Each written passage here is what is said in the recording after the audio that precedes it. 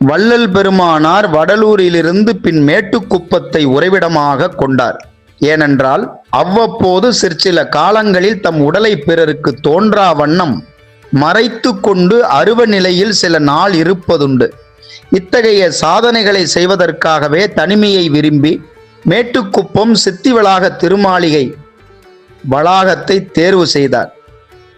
பிரம்மோத்தூத வருடம் ஐப்பசி மாதம், அதாவது 26/10/1870 சில நாள் அங்கனம் தம் திருவுருவை மறைத்து கொண்டு யாவர் கண்ணுக்கும் தோன்றாதிருந்தனர். இதனால் சாலையில் உள்ளவர்கள் அஞ்சக்கூடும் என்று எண்ணி தாம் மறைந்திருப்பதை குறித்து அஞ்ச வேண்டாம் என்றும், சில நாளில் வெளிப்படுவதாகவும், அதுவரை சாலையை எளிதாக நடத்தி வருமாறும் சாலையில் உள்ளவர்களுக்கு முன்னரே அறிவித்தனர். அன்பர்களுக்கு இட்ட சாலை கட்டளை என வழங்கும் அவ்வறிவிப்பு பின் வருமாறு: அன்புள்ள நம்மவர்களுக்கு அன்புடன் அறிவிப்பது. ஒருவனை பற்றி அனந்தம் பேர்களுக்கு நன்மை உண்டாம் என்பதை உண்மையாக நம்பியிருங்கள். என்னால் உங்களுக்கு நன்மை கிடைப்பது சத்தியம். நான் இன்னும் கொஞ்ச தினத்தில் திருவருள் வளத்தால் வெளிப்படுகின்றேன். அது பரியந்தம் பொறுத்திருங்கள். நான் மிகவும் சமீபத்தில் தானே வெளிப்படுவேன். அஞ்ச வேண்டாம். சாலையை லகுவாய் நடத்துங்கள்.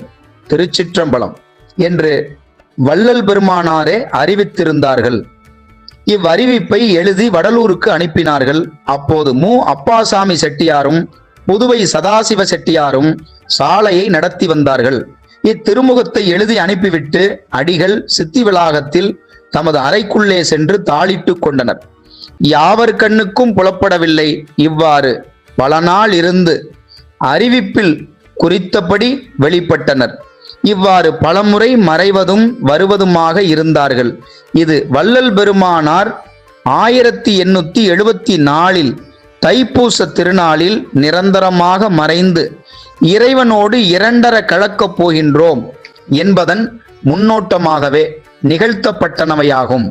தான் அப்படி நிரந்தரமாக ஒளியுடம்பு அடையப் போவது வெகு சீக்கிரமே என்று எண்ணி தன்னிடம் இருந்த உண்மை சீடர்களின் மனம் வாடாமலும் பழகி கொள்ளவும் இந்நிகழ்வானது பெருமானாரால் நடத்தப்பட்டது.